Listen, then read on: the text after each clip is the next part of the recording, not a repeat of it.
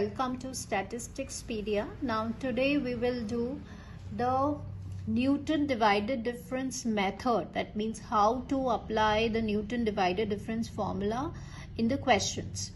In our previous lecture we discussed about these formulas. Now in today's lecture we will take one of the question and हम देखेंगे कि Newton's divided difference table कैसे construct होती है और questions में कैसे apply करते हैं. So students, first let's read the question. Question क्या है? The observed values of the function are respectively this at the four positions. मतलब आपको इन values पे function की जो corresponding values है वो given है. तो this I have summarized this in way. x मतलब argument होता है ये 3, 7, 9, 10 पर corresponding जो function की values है ये question में आपको ये given है. अब क्या है? What is the best estimate you can give for the value of the function at the position 6 of the independent variable? मतलब अगर independent variable means x, तो अगर x की वैल्यू 6 है तो फंक्शन की वैल्यू क्या होगी? मतलब आपको फाइंड क्या करना है यहाँ पे? What we need to find basically f6 की वैल्यू हमें फाइंड करनी है. तो यहाँ थोड़ा सा हमने क्या लिखा है, सबसे पहले हमने आर्ग्यूमेंट्स की इंटरवल देखी कि इनके बीच का डिफरेंस कैसा है. तो यहाँ है, यहाँ 2 है, यहाँ 1 है. तो हमें ये समझ में आ गया कि इंटरवल्स का डिफरेंस अनइक्वल है. सो कौन सा फॉर्मूला यूज होगा? Only and only Newton's divided difference formula can be used. Even we can also apply Lagrange's interpolation formula, क्योंकि Lagrange's interpolation formula unequal intervals के लिए भी applicable है. But here because मुझे आपको बताना है कि formula कैसे implement होता है, so I'm using Newton's divided difference formula. Also आप Lagrange's भी apply कर सकते हैं. तो चलिए आज देखते हैं Newton's forward table कैसे construct करना है. So Here I have written the arguments. जब भी आप टेबल कंस्ट्रक्ट करें हमेशा बीच में स्पेस या वन लाइन जरूर छोड़िए. अब आप फर्स्ट डिवाइडेड डिफरेंस निकाल रहे हैं तो जो स्पेस आपने छोड़ा है उसके बीच में आपको लिखना है. तो पहला डिवाइडेड डिफरेंस कैसे होगा? This minus this 120 minus 168 divided by 7 minus 3. ठीक है, माइनस ऑफ 12 आ गया. फिर नेक्स्ट सेकोगे तो 72 माइनस 120 डिवाइडेड बाय 9 माइनस 7. तो ये भी आपका नेगेटिव ही आने वाला है. तो ये आ गया आपका 48 माइनस 24 आ गया. ये 48 माइनस 48 डिवाइडेड बाय 2. ठीक है, अब यहाँ पर आइए. This minus this 63 minus 72 divided by 10 minus 9. तो ये कितना हो जाएगा आपका? माइनस ऑफ 9 आ गया. तो ये आपका फर्स्ट डिवाइडेड डिफरेंस हो गया. सेकेंड डिवाइडेड डिफरेंस, अब इन दोनों के बीच में जो लाइन आएगी, आपने जो स्पेस छोड़ा है उस लाइन में आपको लिखना है.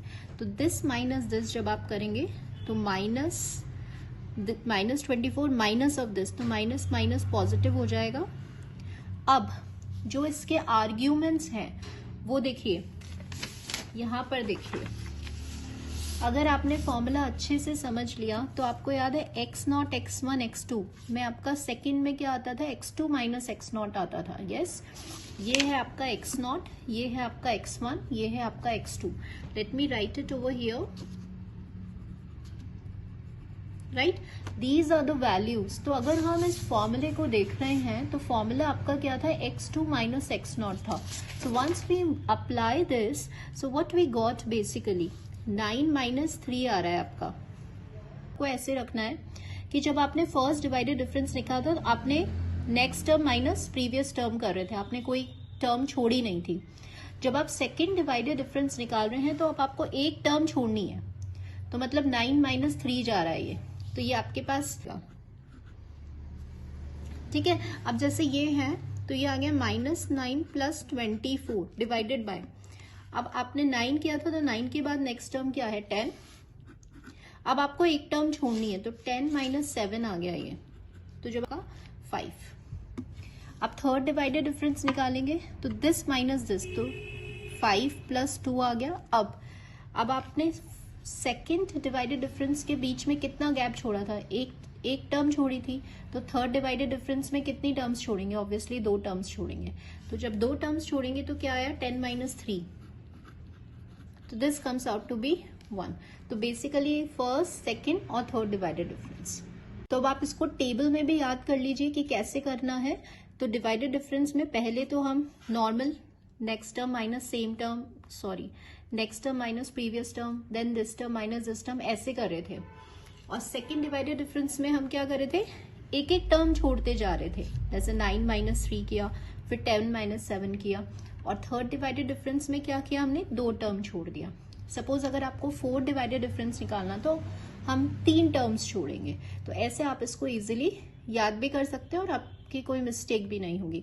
चलिए नाउ हाउ टू, ये तो हमने टेबल कंस्ट्रक्ट किया, लेकिन हमें क्वेश्चन में किसकी वैल्यू फाइंड करनी है, f(6) की। तो उसके लिए आपको न्यूटन्स डिवाइडेड डिफरेंस का जो मेथड है, जो फॉर्मूला है f(x) का, वो याद होना चाहिए। तो पहले हम वो लर्न करेंगे।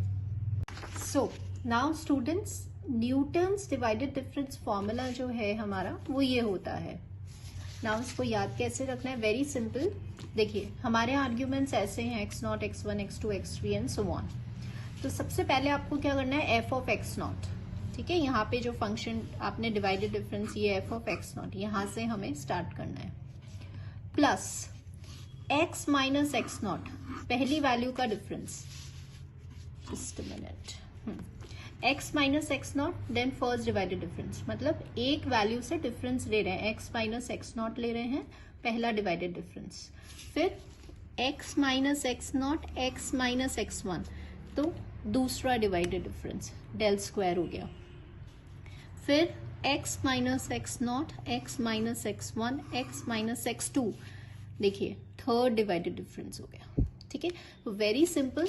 अब सपोज यहाँ हमें इससे रिलेट करना है, इससे वी हैव टू, ये x0 है, x1 है, x2 है, इसका न्यूटन्स बनाना है। तो बिगिनिंग कहाँ से करनी है, यहाँ से, ठीक है। तो ये हो गया f(3), पहला है ना, 3 इज अ आर्ग्यूमेंट। तो कैसे लिखेंगे हम, f(3) प्लस x माइनस, किससे माइनस करना है, 3 से minus, I right it like this, yes, x minus 3, तो आपने लिखा x माइनस 3, देन पहला divided difference, plus x minus 3 और x माइनस 7, तो x माइनस 3, x माइनस 7, तो ये क्या हो जाएगा आपका, दूसरा डिवाइडेड डिफरेंस हो जाएगा। प्लस अब x माइनस 3, x माइनस 7 और x माइनस 9, ये वाला, इसका इससे, इसका इससे, तो ये 3 वैल्यूज ले रहे हो आप, तो ये थर्ड डिवाइडेड डिफरेंस हो जाएगा।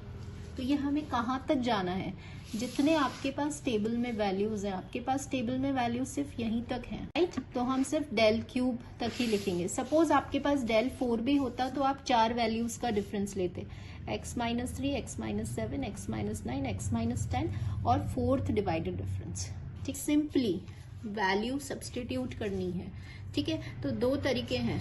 क्वेश्चन में आपको फाइंड क्या करना था, f(6) फाइंड करना था, राइट। और अभी हमने जनरलाइज करके f(x) निकाला है। तो f(6) मतलब क्या, सो f(6) मीन्स व्हाट, कि x की प्लेस पे अब 6 रखना है।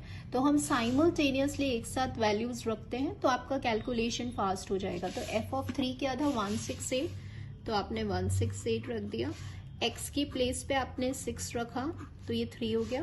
First divided difference -12 plus 6 minus 3, 6 minus 7, second divided difference -2 plus x की प्लेस पे 6 रखना है,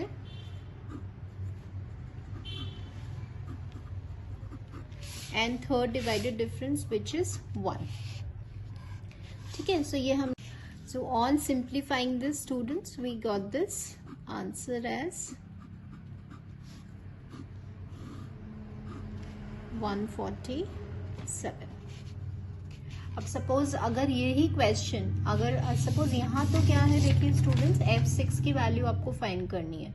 सपोज अगर आपका क्वेश्चन, सेम क्वेश्चन में आता फाइंड द पॉलिनोमियल f(x), या what will be the best estimate for the function F x. अगर आपको सिर्फ एफ एक्स ही निकालना होता तो आप क्या करते, ये जो एफ एक्स है यहाँ पे आप सिंपली वैल्यूज पुट करते, ठीक है, जो first second third divided difference है एफ ऑफ 3 है, और x की मतलब पॉलिनोमियल अगर आपको फाइंड करना होता तो हम x की प्लेस पे 6 नहीं लिखते, वो आंसर आपका x की टर्म में ही आता। तो ऐसे भी क्वेश्चंस आते हैं। तो how we do this question and implement this formula, so hope you got this concept, students. So thank you all the students.